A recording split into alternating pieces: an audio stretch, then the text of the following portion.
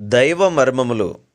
సహోదరుడు భక్తి సింగ్ గారి అనుభవంలో దేవుడు ఆయనకు బయలుపరిచిన దైవ మర్మములు. మార్చి 5. నాయందు అనగా నా శరీరమందు మంచిది ఏదియూ నివసింపదని నేనెరుగుదును. రోమీలకు రాసిన పత్రిక 7వ అధ్యాయము 18వ వచనము. తన ప్రేమను మార్తా మరియలకు బయలుపరచుటకై మన ప్రభువు పలుమారులు బేతనియకు వచ్చెను. అయితే ఆయన ప్రేమను గ్రహించుటకు వారికి సిద్ధపాటు అత్యవసరమయ్యెను.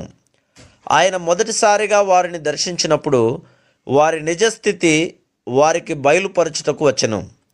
మనము కూడా దేవుని ప్రేమను పూర్తిగా ఇష్టపూర్వకముగా అంగీకరించుటకు ముందు మన పాపపు చెడు స్థితిని ఎరగవలెను.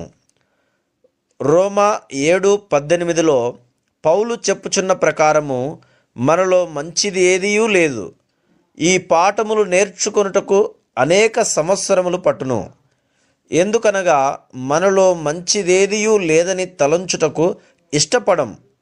బాహ్యముగా బేతనియలోని ఆ కుటుంబము గౌరవనీయమైనది. వారు ప్రభువైన యేసును పరామర్శించి ప్రేమించిరి. వారు ఆయనలో తప్పులు పట్టుకొన చూచిన పరిసయ్యుల వంటి వారు కారు. ప్రభు ఆ మార్గమున వెళ్ళినప్పుడెల్లా వారు ఆయనను ఆహ్వానించి ఎంతో గౌరవించిరి.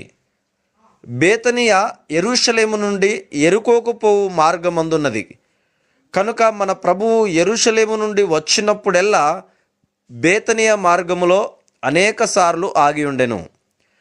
ఆయన 8 పర్యాయములు బేతనియను దర్శించినట్లు రాయబడినను దానికంటే ఎక్కువ మారులు దర్శించి ఉండవచ్చును.